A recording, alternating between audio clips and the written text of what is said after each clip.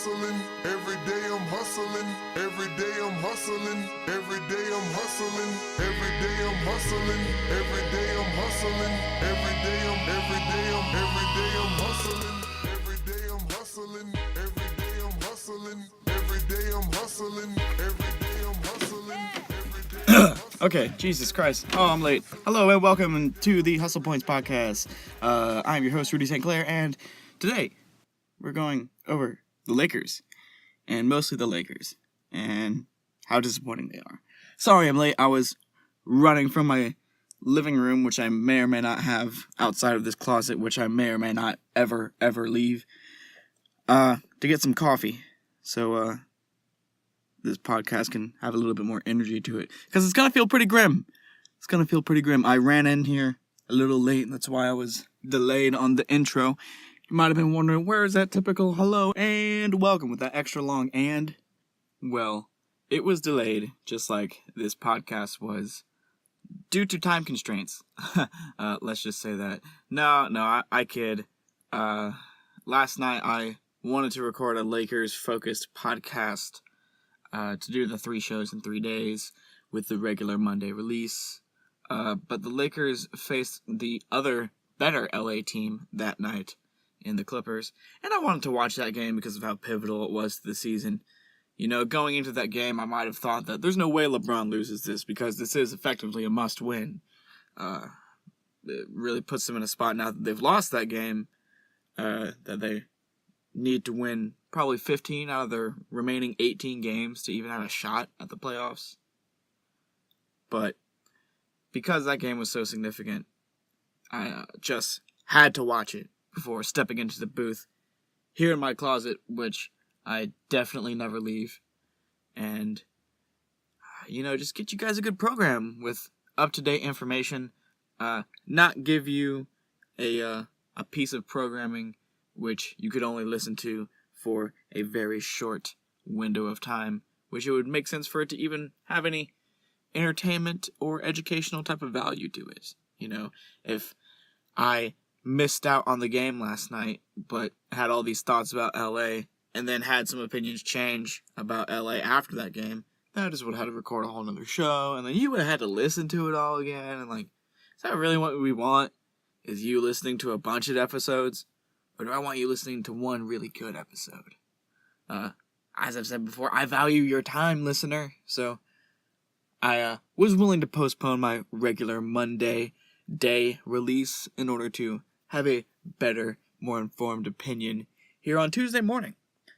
Initially, I planned to record immediately after the game, but those West Coast games are just so late, and by the time it was over, I was pretty fucking tired.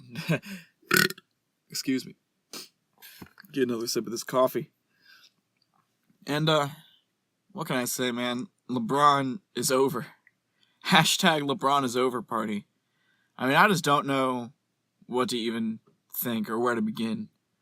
To be quite honest, this is a very off-the-cuff edition of the show. If you haven't noticed, I was very late coming in the intro. I didn't give my normal spiel about following me on Twitter, which you definitely should, at NBA_Rudy. Because that is where most of the content of today's episode is coming from. It is replying and expounding, extending, what is a good phrase? Going on more and more about what your tweets had to say. Can't you tell it's early? I just woke up. Hence the coffee. So, with that being said, there will be sort of no unnamed highlight segment from the NBA podcast and Twitter community, whatever you want to call it, the NBA fan zone. There's not going to be any highlights from that arena, because basically the whole show is highlights from that arena, in combination with my own usual spiel of personal opinions on the game and the status of the NBA, and again, mostly the Lakers. So, we will be doing 7 seconds or less. It will not be a Lakers-focused 7 seconds or less. So, stick around to the end for a quick 48-second segment of all of the headline stories that don't really need too much more detail gone into them beyond the headline and quick one-sentence reaction. It is a closing segment of every show, and it helps me kind of communicate the importance of, again, your time to me. Because a lot of NBA stories that go through the daily news cycle aren't really worth paying that much attention to, or really aren't even stories at all. So I want to give you only the stories that I think are significant, and if they're only a little bit significant, then they only get a little bit of time, and it's right at the end of the show, so stick around if you're new. It is a very enjoyable segment, and it only lasts less than a minute. So here we go, on to your tweets and my thoughts on LA and the Lakers. So, key LA talking point number 1. Okay. The Lakers are done. Maybe not 100%. They're not literally mathematically eliminated from the playoffs. But, oh man, do they have a tough road ahead. And do I mean tough? Prior to last night's game, they had the 7th toughest remaining schedule in terms of opponent winning percentage for the remainder of the year. I don't know what it is ever since they beat LA. Let me look that up right quick for you, audience. Yes, and even after losing to the Clippers last night, they still remain at the 7th most difficult schedule remaining in the year. Of the 18 upcoming games, the toughest opponents, according to Tankathon.com, are the Bucks, the Raptors, the Warriors, the Nuggets, the Thunder, and the Blazers. And then the easiest games are the Knicks, the Bulls, the Wizards, the Pelicans, and Charlotte. Now, LA has lost 3 very, very winnable games, even before this Clippers game, with a victory for me, but a loss to my Memphis Grizzlies. Go Grizz. Again, shooting for that 9th worst spot, but we'll get into that a little bit more next week when it's a little bit closer to the end of the year. And LA isn't such a buzzing topic. They also lost to the Anthony Davis-less New Orleans Pelicans, as well as the Phoenix Suns. Unbelievably, the Phoenix Suns not only beat LA, but also Milwaukee. Insane. I can't believe the Suns have picked up a single quality win this year. I mean, they have some talent, but not enough to get high-quality NBA wins. But apparently there is just barely enough to get a couple good wins a year. Hopefully they develop and become something to make the West even more loaded. Again, that's only tangentially related. LA is done. LeBron is out there playing like an old man. I am not a bona fide LeBron hater. Put in that LeVar Ball clip. You are a hater. But I gotta say, just watching him out there, every time I watch him, the effort is not there. He plays like he's too good to play. Like, it's not worth his time to be on the floor with a bunch of young losers. I mean, Brandon Ingram, Lonzo Ball, and Josh Hart and Kuzma haven't really accomplished anything in their NBA career yet that would warrant any sort of hellacious level of respect from LeBron. And after the Rich Paul Anthony Davis to LA that never happened fiasco at the trade deadline, I think that locker room fundamentally broke with all the attention on them from the media. And it really shows on the court. I mean, LA is just plain not good. Before the season, if you were one of the handful of people who said that the Lakers might not even make the playoffs this year, I wouldn't have quite laughed at you, but I would not have been able to take you very seriously. It's really quite incredible to me that they're in this position. Sure, LeBron has the excuse of missing 17 games this season, but really, he doesn't, because even since he's returned from the groin injury, they've had a losing record. And maybe he's more injured than he's leading us on to believe, and that's why he's playing even more like an old man than he usually does. But, oh my goodness, I just can't believe how bad LeBron is. I mean, I've never seen a player who could put up 28, 8, and 8 so easily look so bad on the floor. I mean, obviously the whole offense runs through him. With no Lonzo on the floor, there's a lot of intangible things that aren't getting done on the floor, as well as, no secondary real ball handler to bring it up and run the point, other than LeBron, with both Lonzo and Ingram out too. Rondo was seemingly the only player on the floor last night who really wanted to win that game. Of course, he's a point guard, but he is not a scoring threat much of anyway, so he's really just there to drive and kick and hit the occasional open three. Rondo, very underrated shooter ever since his Chicago days, where he was the best shooter on the team. Shout out to Rusty Buckets. If you haven't listened to our chat, go just 2 or 3 episodes down in the podcast thread when you're done with this episode. This is a pretty quick episode. It's just me talking to you and myself alone here in my closet. So I like to keep these nice and short. Nobody likes to listen to somebody endlessly talk to themselves for over an hour. That's just crazy. Plus, it's also a little bit more difficult for me to edit it when it lasts that long. But more importantly, if you haven't listened to that Rusty show, be sure to check it out.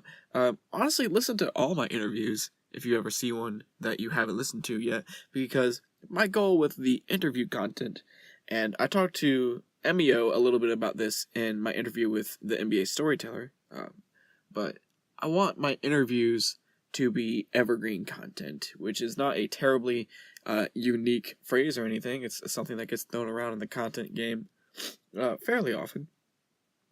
But I want my audience, you guys, to be able to enjoy those interviews upon any time of finding my show. Whether you are one of the loyal day ones that, are among the dozen or so people that have been listening from the very, very beginning, or if you're just now stumbling across me because I spammed you with a DM on Twitter, which I'm kidding. I don't spam. I barely even reach out to people on Twitter, be like, hey, would you listen to my show? I just tweet. So again, follow me on Twitter. You're missing the good stuff. It's so definitely the good stuff that it is actually fundamentally at the core of this episode. So let's get the fuck into it, y'all.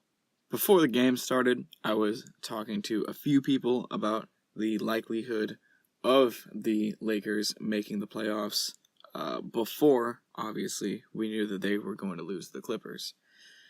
And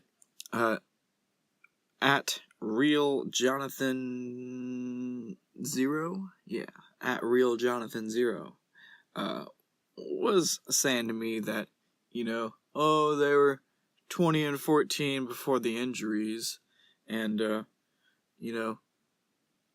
they still have a chance. Overall, to which I said, I've always thought that LeBron was going to play until he is about 45 years old, and just rack up counting stats.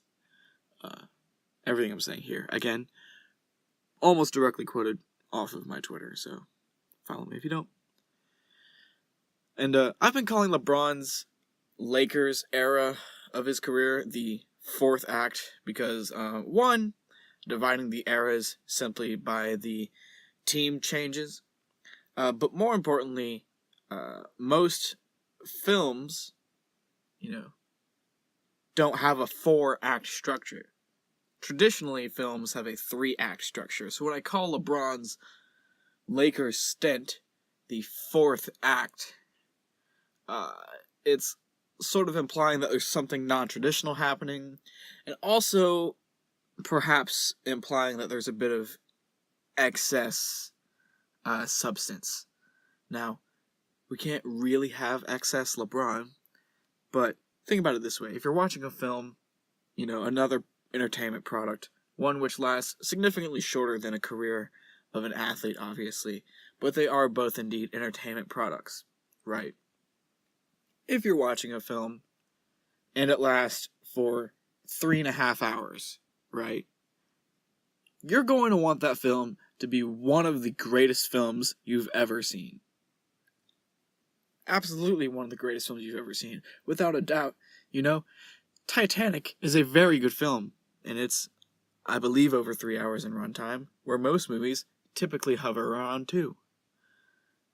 So most films that run that long are not contained to the simple 3-act structure. They have additional acts to them. But if you're going to have more than 3 acts in a film, it better be worth it. And so hopefully LeBron can make this 4th act of his career worth it. But apparently LeBron just isn't really good enough to make up for the losses of fucking Lonzo Ball and Brandon Ingram. Like, they're respectable players, make no mistake. I clown Brandon Ingram all the time for being a glorified Wesley Johnson, which is not true. They're both just tall and skinny, play similar positions. Brandon Ingram's obviously better than Wes Johnson, but oh man, is that a fun thing to say.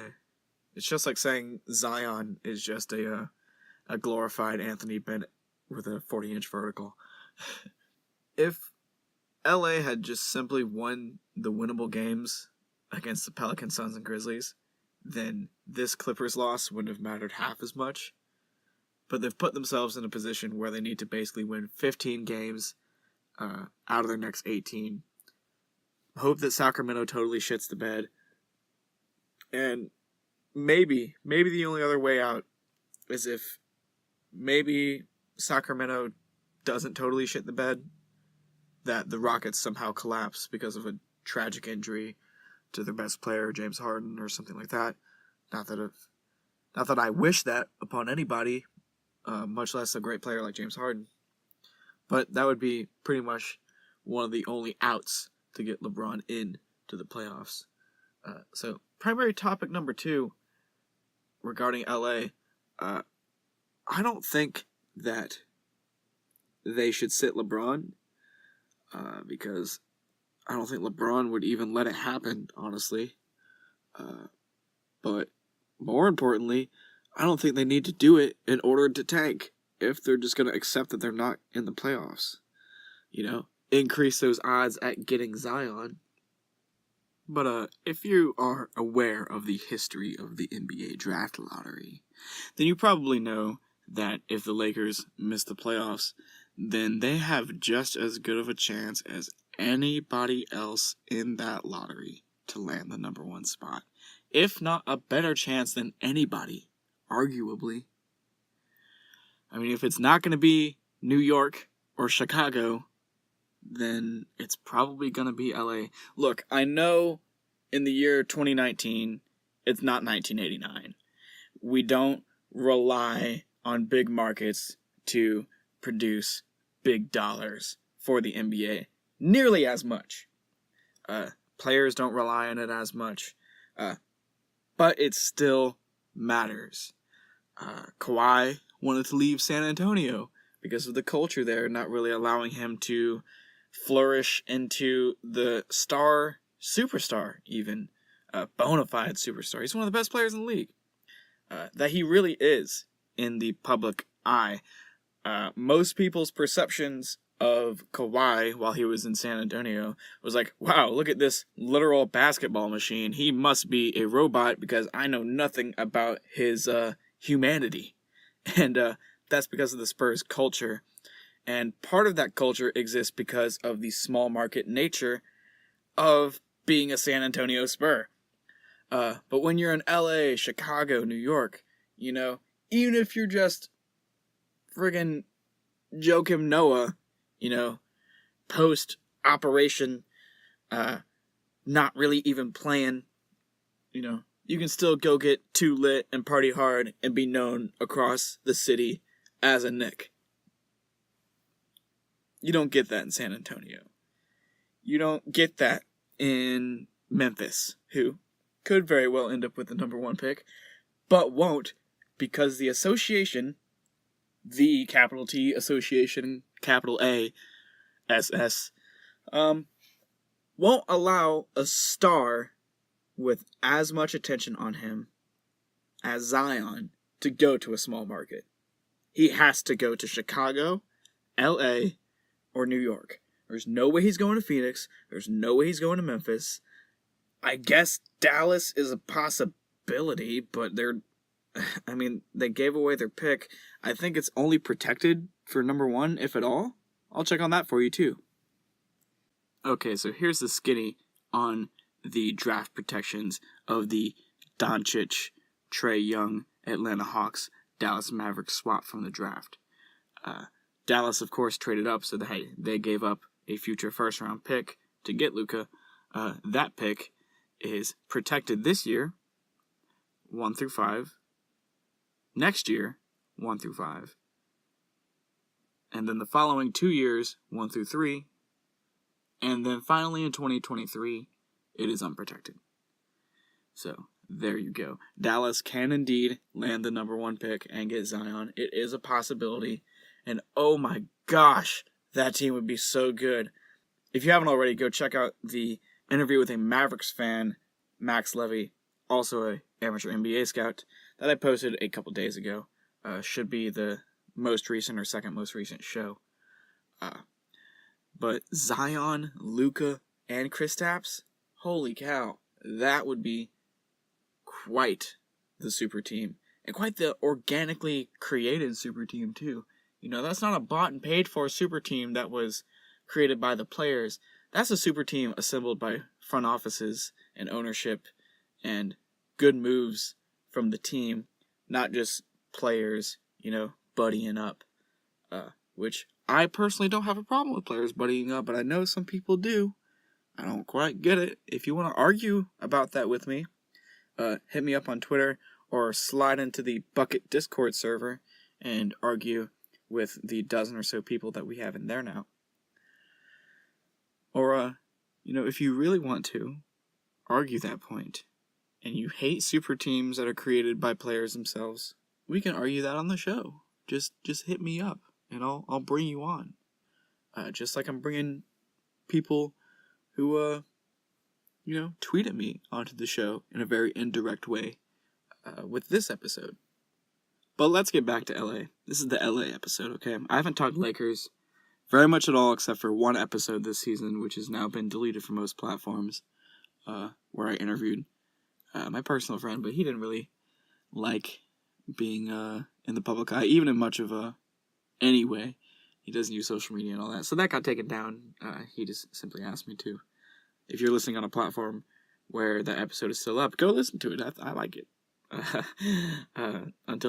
Go listen while you still can before it's gone. Give you an interesting look at both my view of the Lakers and a pretty rational Lakers fans perspective on the Lakers before this disastrous fallout of injuries and effort and drama. All of this LA season has been insane. It's going to be strange to see a LeBron-less playoffs, that's for sure. But too long didn't read. The Lakers have a good chance of getting Zion by missing the playoffs. I can't help but feel like the league would feel like they're making it too obvious that they're fixing the draft in favor of a more entertaining product rather than, you know, a randomly created product. I don't think the NBA is going to leave some of the most marquee instances of change in their business year to year be left up to mere chance. I really do sincerely believe the lottery is just a way for them to have more backdoor control of the league that they run, which I'm honestly fine with. You know, I want to be entertained, so if the NBA wants to do what it can to make a more entertaining product by any means, you know, behind closed doors or not, I'm okay with it. I am okay with it. If you're not, let me know. But if LA lands Zion, do you think they trade Zion for Anthony Davis?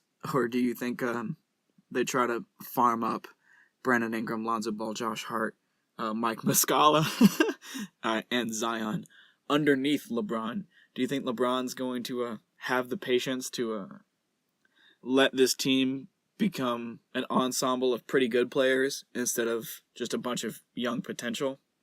Or is LeBron going to put on his GM hat and trade that youth for some veteran presence? Which, honestly, I don't see where doing anything except getting Anthony Davis would really put the Lakers in contention. I mean, sure, Kevin Durant, but I don't think Kevin's going to LA unless it's for the Clippers. I think the Clippers and the Knicks are the two most exciting teams in 2019 free agency, but we're not there yet.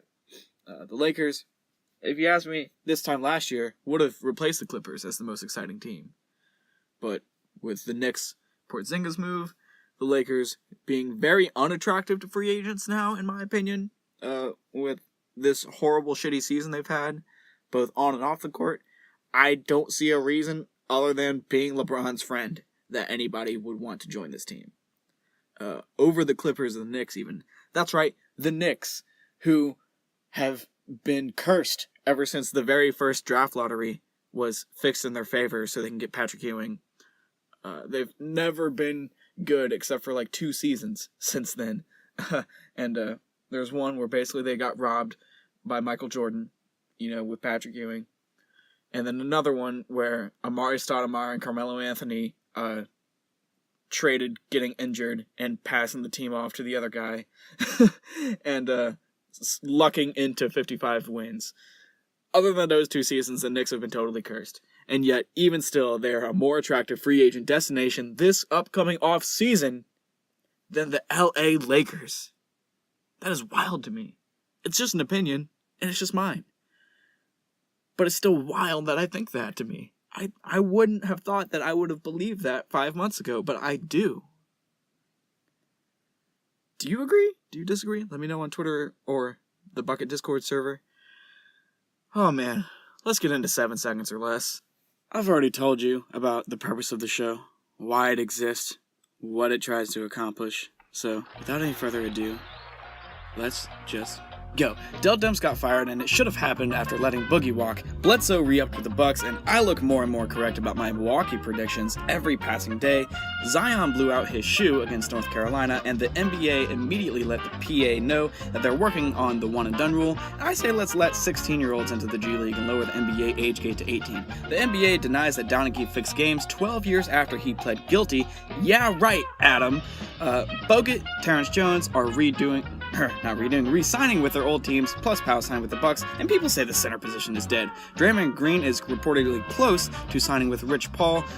Makes me very doubtful that he'll be a forever Warrior, and Cat broke his Iron Man streak after a car wreck, but it is ultimately okay, because Iron Man streaks are overrated and harmful to the player.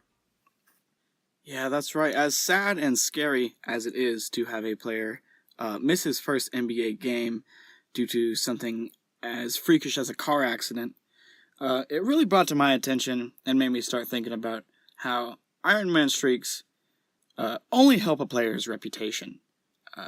It establishes them as a tough guy or whatever, and it really just makes them look good. But ultimately, consequentially, you think they might make their career last a little bit longer by taking some nights off, by not pushing themselves to the literal maximum extent which they can in terms of number of games played. So yeah, let's not encourage Iron Man streaks. Let's just admire them at most while they're happening, but not to be too eager to mourn the loss of a consecutive games played streak. So that was 7 seconds or less. That means it was the end of the show. That was 7 stories in 48 seconds, therefore each delivered on average in 7 seconds or less. Hence the name. So I hope you enjoyed today's edition of the Hustle Points NBA Show, with a delayed intro, and all about LeBron James. Okay, that was awful. Goodbye. And before I forget, please, for the millionth time, follow me on Twitter at NBA_Rudy and join the Bucket Discord server. I think I'm gonna just start calling it a secret society of elite NBA group chat or some bullshit like that. It's really just a Discord server that I dream of being a union for creative basketball people. But don't tell anyone that. It's a secret buried all the way in the 3rd episode of the show. Okay, thank you, goodbye.